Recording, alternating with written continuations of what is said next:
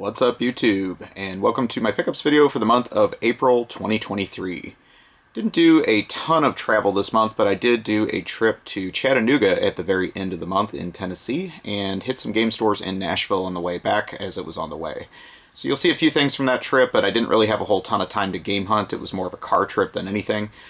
So you'll see a few things from that and also some random things I picked up throughout the month. So with no further ado, I think we'll start with Sega Game Gear games. Mentioned in my last video that I did repair my Sega Game Gear and have it working for probably the first time in a decade with cap kit, repair kit, and all that. So now the screen is back up to factory standards. I bought a replacement screen, but I haven't got around to putting it in because it actually looks a little more complicated than I was expecting when I first bought it. So hopefully I will have that as an update in the future. But for now, I'm enjoying playing it to factory spec and starting to pick up a few more Game Gear games that I didn't have along the way. So the first one of these is Battletoads, and I'm pretty interested to check this out. I haven't got around to it yet, as it would be an 8-bit Battletoads like the NES version. I'm wondering if this might have come out on the Master System in Europe. I haven't really dug deep enough to find out, but it's kind of interesting that this came out for that system as well, because we did get a Sega Genesis version of Battletoads that would be slightly different and more 16-bit. This doesn't seem to be one of the most common Sega Game Gear games, so it goes for a little bit more than some of the average ones, but very happy to have it. I noticed it was a hole in my collection and decided to grab it.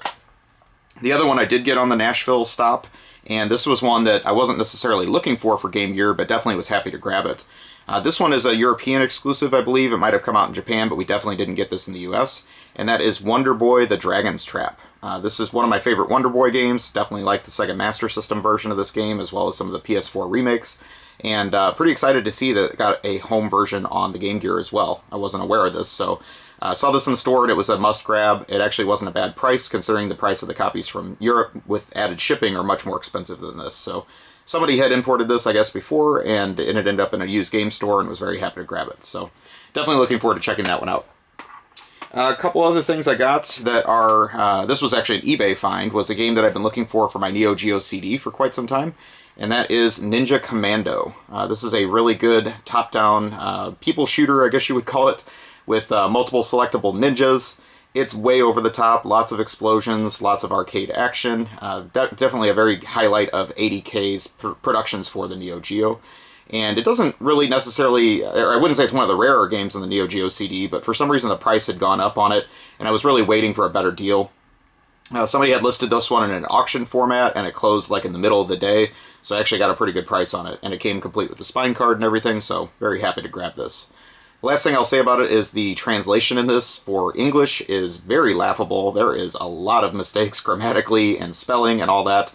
So if you're into that kind of thing, it's also kind of some little added humor. But definitely a fun arcade game, and can highly recommend this if you have any of the Neo Geo systems, but obviously works great on the Neo Geo CD. So very happy to grab that. Next we'll take a look at some new hardware. So I actually was shopping locally a few weeks ago and found a system that I've never owned that is actually now retro, I guess, which I didn't really consider it that way, but now I guess these things are getting a little bit older. And that is a PSP Go. I do have a PSP, I've owned that for a long time, but now I have this system, which is the last iteration, which is very, very small, has this flip-down screen.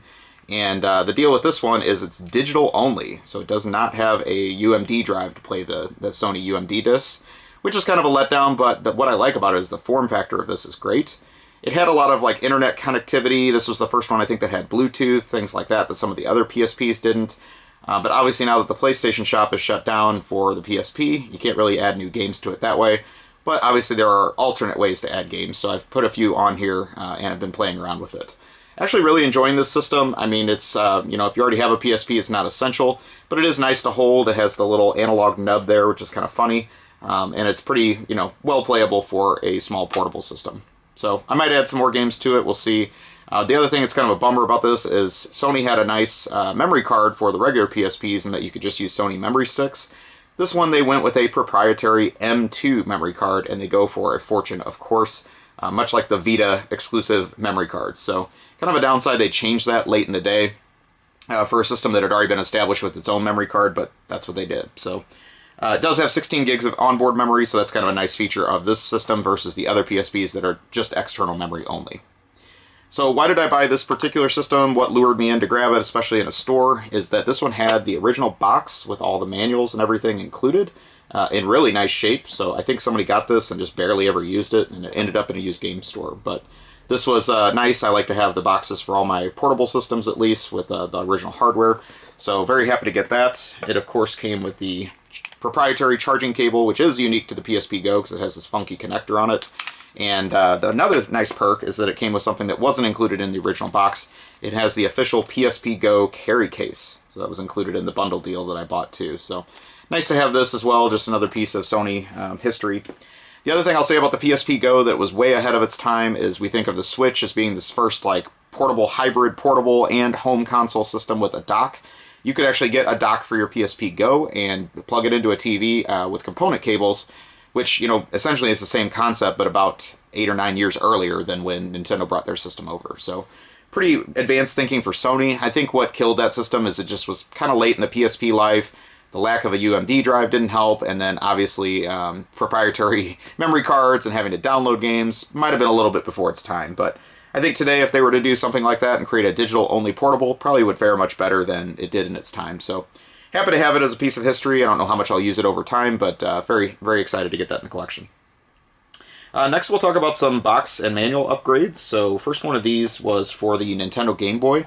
I was in a game store, it's about 100 miles away from home, and they had a minty box for the Flash on the Game Boy. So I was very happy to grab this. I already owned the cartridge, but unfortunately this did not come with the manual, so I had to track that down separately. So from eBay, I was able to get a manual for the game in nice condition as well. So this copy is now complete. I'm trying to remember if this was a TV show or just a really low-budget movie, but I think it was from the early 90s. It might have been a low-budget movie. I never actually saw it, but I tend to remember seeing this on VHS store shelves back in video stores. So maybe I'll have to check that out at some point. Obviously, The Flash is now getting more high-buck productions with its own TV series, things like that. But kind of interesting to see the history on that. So probably not the greatest game either, but definitely a cool box to have in the Game Boy collection. The other one I got was just yesterday on the way back from the Tennessee trip, and this was also in a game store. They had a complete in-box copy of Kicks for the Nintendo Game Boy. This is a game that I've owned for several years. It's a very common game to find loose, but definitely one of Taito's arcade classics that I'm always happy to own in any form. And kind of interesting, Nintendo published this in the US. I'm not sure if Taito did in Japan, but they must have thought that this would be a big enough seller that they could put it out themselves.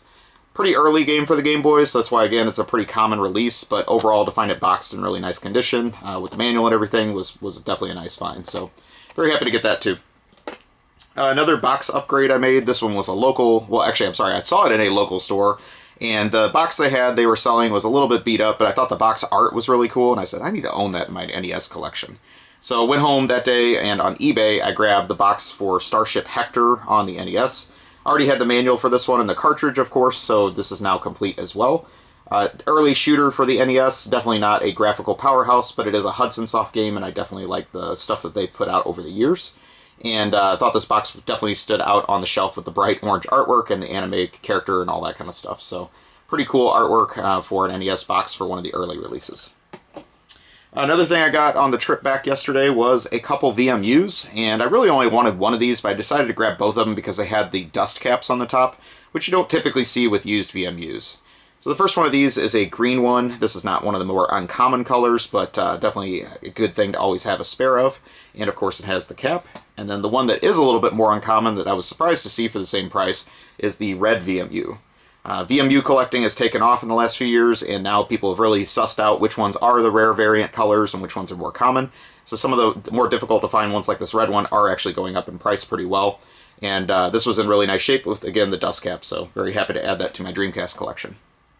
The last thing I got this month was actually from the trip yesterday as well, and it was a magazine in really great shape, another EGM or Electronic Gaming Monthly, and this is the July 1997 issue. I don't have a lot of issues from this year. I think I started subscribing in 98, and then I have a bunch of random issues from like 96 on back. So this might be one of my only issues I have from this like early PS1 era when games like Fighting Force on the cover were pretty popular. So looking forward to checking this issue out. I haven't had a chance to read it yet, but always happy to get more EGM magazines in good condition like this one that looks to be, you know, in original state. So we'll check it out. But that about does it for the month. Hopefully you enjoyed. Thank you for watching, and please take a moment, like, comment, subscribe. Let me know what you think. I will talk to you soon. Have a great day or night, wherever you are.